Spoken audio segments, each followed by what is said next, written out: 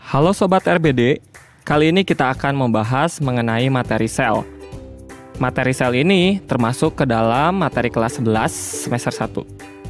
Oke, yang pertama, kenapa kita harus mempelajari tentang sel? Karena sel merupakan unit kesatuan struktural dan fungsional bagi makhluk hidup. Banyak sekali orang-orang yang telah meneliti mengenai sel dan penting bagi perkembangan ilmu sel. Di antaranya adalah yang pertama ada Robert Hooke. Robert Hooke merupakan orang yang pertama kali meneliti mengenai sel. Ia mengamati sel-sel mati pada jaringan gabus sehingga menyimpulkan bahwa sel merupakan ruang-ruang yang kosong. Tokoh yang kedua yang meneliti tentang sel adalah Félix Dujardin. Ia menyimpulkan bahwa protoplasma merupakan bagian yang paling penting dari sel. Ketiga adalah Sladen dan Swan. Sladen mengamati sel tumbuhan, sedangkan Swan mengamati sel hewan. Keduanya menyimpulkan bahwa sel merupakan kesatuan struktural bagi makhluk hidup. Yang keempat ada Max Schultz. Beliau menyimpulkan bahwa sel merupakan kesatuan fungsional makhluk hidup. Dan yang terakhir adalah Rudolf Virchow, mengemukakan bahwa sel berasal dari sel yang sebelumnya, atau omnicellular cellulite. Sel terdiri dari dua komponen, yaitu komponen kimiawi dan komponen struktural. Komponen kimiawi yang menyusun sel diantaranya adalah karbohidrat, protein, lipid, asam nukleat. Keempat bahan tersebut termasuk ke dalam senyawa organik. Selain senyawa organik, komponen kimiawi sel terdiri dari bahan anorganik yang terdiri dari air dan mineral. Berikutnya adalah komponen struktural. Komponen struktural sel terdiri dari dinding sel, tapi tidak dimiliki oleh semua sel. Hanya organisme-organisme tertentu yang memiliki dinding sel.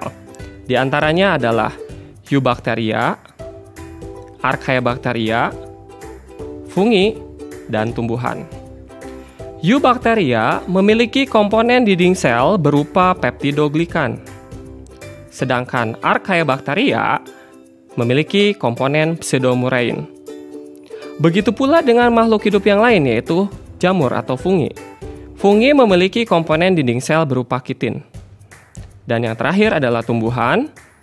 Komponen dinding selnya terdiri dari selulosa atau pektin.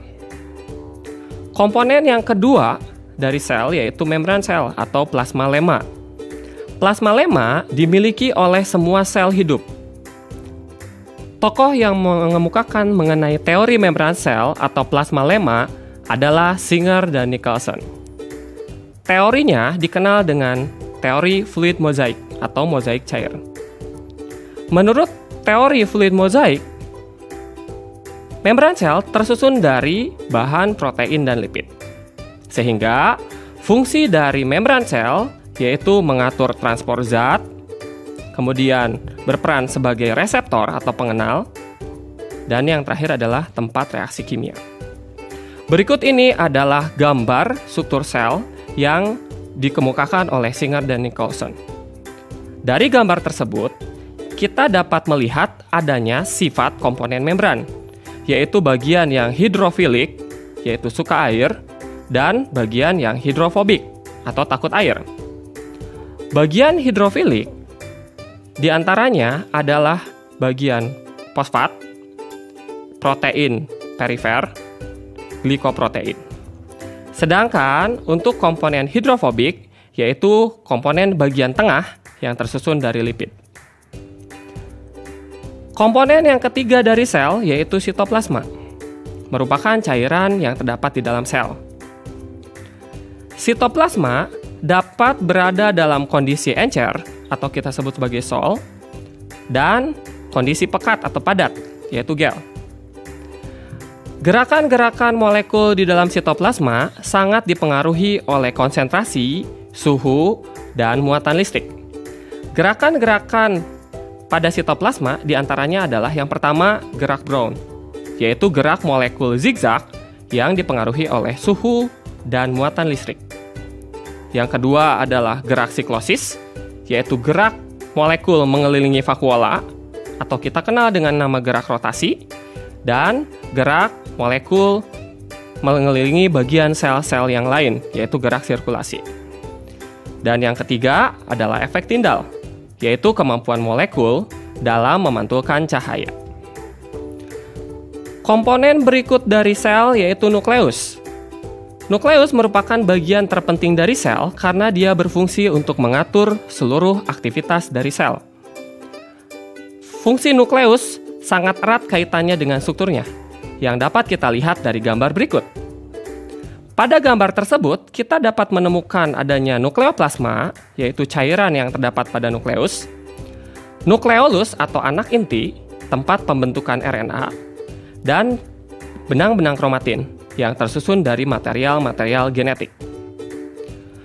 Komponen terakhir dari sel yaitu organel.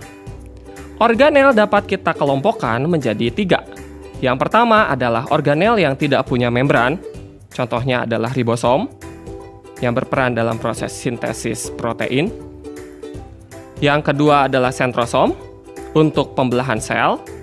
Dan yang terakhir adalah sitoskeleton, yang berperan sebagai kerangka sel. Organel yang kedua adalah organel yang bermembran tunggal. Salah satu contohnya adalah yang pertama, retikulum endoplasma. Retikulum endoplasma terdiri dari retikulum endoplasma kasar dan retikulum endoplasma halus. Retikulum endoplasma kasar merupakan retikulum yang memiliki ribosom, berperan dalam proses transport protein. Sedangkan untuk RE halus merupakan RE yang tidak memiliki ribosom dan berperan dalam proses sintesis lemak. Yang kedua, organel yang memiliki membran tunggal yaitu badan Golgi. Memiliki fungsi sebagai tempat untuk pembentukan enzim. Yang ketiga adalah lisosom, merupakan kantung-kantung yang berperan dalam proses autofagi, menghancurkan bagian-bagian yang rusak, dan autolisis, untuk menghancurkan sel-sel yang tidak terpakai. Yang keempat ada vakuola, yaitu bagian sel yang berfungsi sebagai penimbun, cadangan makanan, beserta hasil metabolit sekunder. Dan yang terakhir adalah badan mikro, terdiri dari glioksisom dan peroksisom. Glioksisom merupakan jenis badan mikro yang terdapat pada tumbuhan, berperan dalam proses mengubah lemak menjadi karbohidrat. Sedangkan peroksisom berperan dalam proses pemecahan hidrogen peroksida menjadi air dan oksigen. Pengelompokan organel yang terakhir yaitu organel yang memiliki membran ganda. Terdiri dari mitokondria, memiliki fungsi untuk pembentukan ATP dalam peristiwa respirasi sel. Dan yang kedua adalah kloroplas, yang berperan dalam proses fotosintesis. Organel yang bermembran ganda yang ketiga yang sudah kita bahas sebelumnya adalah nukleus. Berdasarkan ada tidaknya membran inti, sel terdiri dari 2 jenis, yaitu sel prokariotik, yaitu sel yang tidak memiliki membran inti. Contohnya dimiliki oleh anggota-anggota kingdom Monera, seperti bakteri atau alga biru.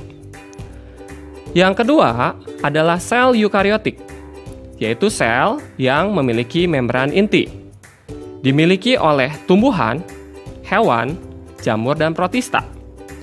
Tapi yang sering kita bandingkan adalah sel tumbuhan dan hewan. Perbedaan antara sel tumbuhan dan hewan dapat kita lihat dari tabel di bawah ini. Yang pertama, kita lihat dari komponen dinding sel. Hewan memiliki bentuk yang tidak tetap, sehingga dia tidak punya dinding sel. Sedangkan tumbuhan memiliki bentuk yang tetap, sehingga dia punya dinding sel. Yang kedua adalah kloroplas. Karena hewan bersifat heterotrof, dia tidak memiliki kloroplas. Sedangkan tumbuhan bersifat autotrof sehingga dia punya kloroplas.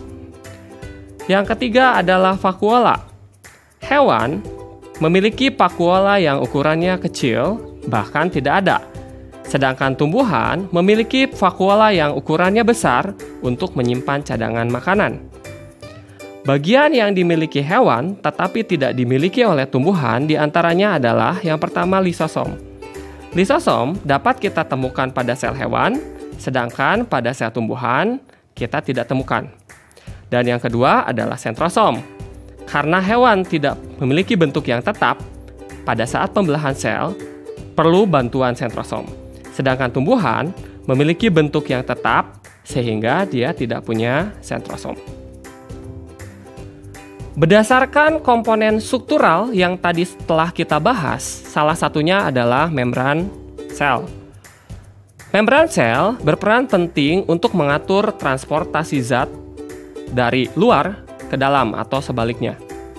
Jenis transportasi zat melalui membran dikelompokkan menjadi dua jenis, yaitu transport aktif, yaitu transport yang memerlukan ATP, merupakan transport untuk melawan gradien konsentrasi, terdiri dari pompa ion natrium dan kalium, endositosis, dan eksositosis. Khusus untuk endositosis dan eksositosis, hanya terjadi pada molekul-molekul yang berukuran besar. Untuk endositosis sendiri, terdiri dari fagositosis dan pinositosis. Jika molekul besar yang masuk itu berupa padatan, maka kita sebut sebagai fagositosis. Sedangkan jika molekul besarnya berupa cairan, kita sebut sebagai pinositosis. Yang kedua adalah transport pasif. Transport yang tidak memerlukan ATP. Arah molekul searah gradien konsentrasi. Contoh transport pasif diantaranya adalah difusi, yaitu transport zat dari konsentrasi zat yang banyak atau pekat atau hipertonik ke hipotonik. Sedangkan yang kedua adalah osmosis, yaitu transport air dari konsentrasi yang airnya banyak atau kita kenal dengan nama hipotonik ke yang airnya sedikit atau hipertonik melalui membran semi-permeabel. Peristiwa osmosis pada sel tumbuhan dan hewan berbeda, berkaitan dengan ada tidaknya dinding sel. Pada tumbuhan, ketika sel tumbuhan dimasukkan ke dalam larutan yang encer, maka air akan masuk ke dalam sel tumbuhan, sehingga tumbuhan akan membengkak tetapi tidak pecah. Kondisi demikian kita sebut sebagai turgid. Sedangkan ketika sel tumbuhan dimasukkan ke dalam larutan yang pekat, maka cairan di dalam sel akan keluar, sehingga bentuknya tetap, tetapi isinya akan berkurang. Peristiwa tersebut kita sebut sebagai plasmolisis. Peristiwa osmosis pada hewan, diantaranya adalah yang pertama, ketika sel hewan dimasukkan ke dalam larutan yang encer, maka air akan masuk, tetapi lama-kelamaan sel tersebut akan hancur. Peristiwa tersebut kita sebut sebagai lisis. Dan yang kedua adalah pada saat sel hewan dimasukkan ke dalam larutan yang pekat. Cairan di dalam sel akan keluar sehingga sel akan mengkerut. Peristiwa tersebut dikenal dengan istilah krenasi. Sekian materi singkat tentang sel. Materi ini sangat penting karena akan menunjang materi-materi berikutnya dalam pembelajaran biologi kelas 11. Salam edukasi dari RBD.